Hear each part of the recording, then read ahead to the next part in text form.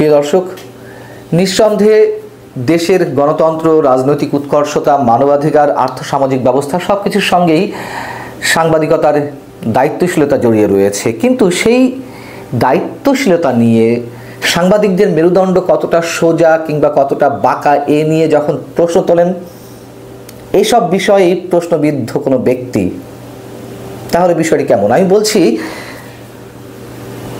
অন্তর্বর্তী সরকারের প্রধান উপদেষ্টার প্রেস সচিব জনাব শফিকুল আলম সাহেব বেশ জ্ঞানগর্ভ কথা উচ্চারণ করেছেন। তিনি কি নিজের বা সরকারের দিকে তাকিয়ে কথাগুলো বলেছেন? এবং একই ধরনের কথা বলেছেন বিএনপি মহাসচিব মির্জা ফখরুল ইসলাম আলমগীর। তিনিও সাংবাদিকদের নীতি নৈতিকতা নিয়ে প্রশ্ন তুলেছেন।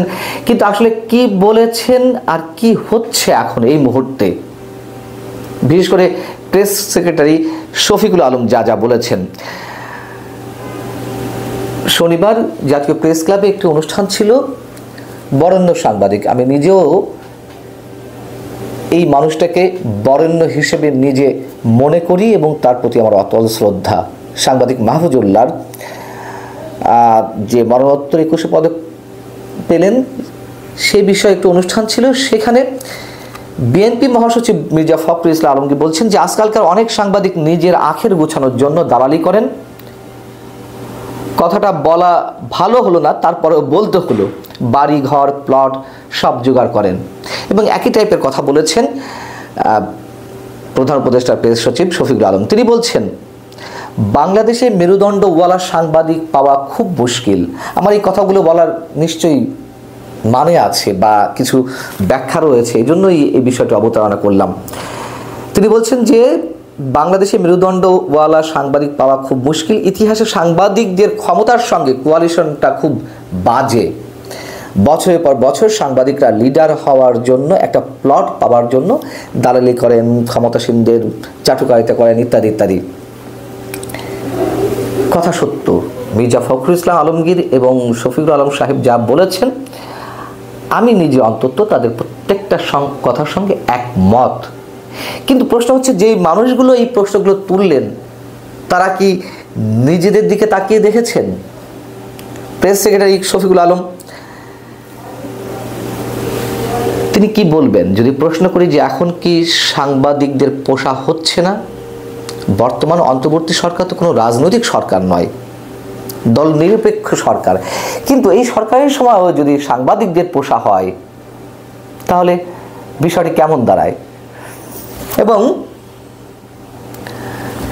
নির্মোহ দালালির কারণে এই মুহূর্তে এই সরকারের সময়, আমি বর্তমান সরকারের কথা বলছি, এখনো তো অনেককে প্রেস মিনিস্টার থেকে শুরু করে গণমাধ্যম কিংবা গণমাধ্যম সংশ্লিষ্ট বিভিন্ন স্বায়ত্তশাসিত প্রতিষ্ঠান বা সরকারি প্রতিষ্ঠানে নানান পদ পদবিতে দেওয়া হচ্ছে।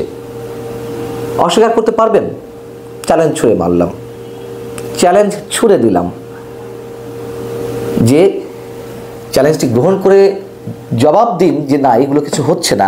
এমনকি এই সব পদে পদায়িত করার পরেও তারা রাজনৈতিক বক্তব্য দিয়ে যাচ্ছেন, নির্লজ্জভাবে এক পেশে বক্তব্য দিচ্ছেন, সরকারের পক্ষে যে বক্তব্যগুলো যায়। দ্বিতীয়ত, শফিকুল আলম সাহেব প্রেস সেক্রেটারি, তিনি নিজের দিকে তাকিয়েছেন। 6 মাস যেতে না যেতেই যে তিনি সচিব পদমর্যাদার প্রেস সেক্রেটারি থেকে তিনি তার স্ট্যাটাসটি বাড়িয়ে নিলেন, সিনিয়র সচিব পদমর্যাদা নিয়ে নিলেন। কি কারণে? কি এমন ঘটলো, কি এমন তিনি যোগ্যতা দেখিয়েছে যে তাকে সিনিয়র সচিব পদমর্যাদায় অভিষিক্ত করা হলো?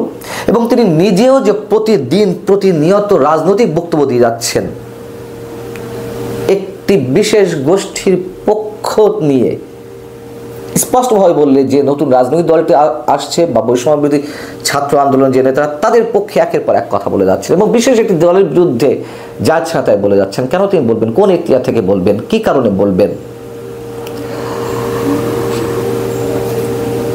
বিএনপিও কি দালালির সুযোগ কম দিয়েছে সাংবাদিকদের?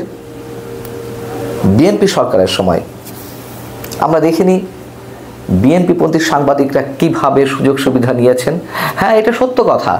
গত 15.5-16 বছরে আমি আওয়ামী সরকারের কথা বলছি, তখন দালালির যে নমুনা আমরা দেখেছি, নির্লজ্জ বেহায়াপনা, চাটুকারিতা, তোষামোদকারী হিসেবে যে সাংবাদিকরা আমাদের সামনে উপস্থিত হয়েছেন, আমরা নিজেরাই লজ্জায় পড়েছি, কুণ্ঠাবোধ করেছি এবং সব ধরনের সীমা লঙ্ঘন করে গিয়েছিলেন। এটা আমরা দেখেছি, সত্য কথা। এবং মির্জা ফখরুল ইসলাম আলমগীর কিংবা প্রেস সচিব শফিকুল আলম সাহেবরা যা বললেন যে একটা প্লটের জন্য বা সামান্য কিছু সুযোগ সুবিধার জন্য, তা না। একটা প্লট কিংবা সামান্য সুযোগ সুবিধার জন্য নয়, অনেকে একাধিক প্লটের মালিক হয়েছেন, অনেকে শত শত কোটি টাকা মালিক হয়েছেন, টেলিভিশন চ্যানেল কিংবা পত্রিকার লাইসেন্স নিয়ে নিয়েছেন। আছে তো এরকম আমাদের সামনে। এবং মেরুদণ্ডওয়ালা সাংবাদিক খুঁজে পাওয়া যায় না, যে কথাটি তারা দুজনেই বলেছেন। আচ্ছা, মেরুদণ্ডওয়ালা সাংবাদিকও বা কীভাবে খুঁজে পাওয়া যাবে? আমার এই কথা দিয়ে আবার প্রমাণ করার কেউ চেষ্টা করবেন না যারা মেরুদণ্ড সম্পন্ন নন বা যারা দুর্নীতিবাজ, তাদের পক্ষে বলছি। কিন্তু বাস্তবতা হচ্ছে মেরুদণ্ড সোজা রেখে কথা বলতে গেলে বা সাংবাদিকতা করতে গেলে তার পেশায় টিকে থাকা সম্ভব। এই সরকারের আমলেই যে কতজনকে চাকরিচ্যুত করা হয়েছে তার হিসেব কেউ জানেন? আন্তর্জাতিক যে সাংবাদিকদের একটি প্রতিষ্ঠান, রিপোর্টার্স উইদাউট বর্ডার, তারাও তো সাংবাদিকদের উপরে নানান ধরনের নিপীড়ন শুরু হয়েছে। সাংবাদিকরা তারা কথা বলতে পারছে না মুক্ত কণ্ঠে, এর জন্য তো উদ্বেগও জানিয়েছে। শুধু মেরুদণ্ড সোজা করে পেশায় টিকে থাকতে গেলে অনেককে কত ধরনের খেসারত দিতে হচ্ছে, সেই জবাবটা কি শফিকুল আলম সাহেবরা দিবেন না? নিশ্চয়ই।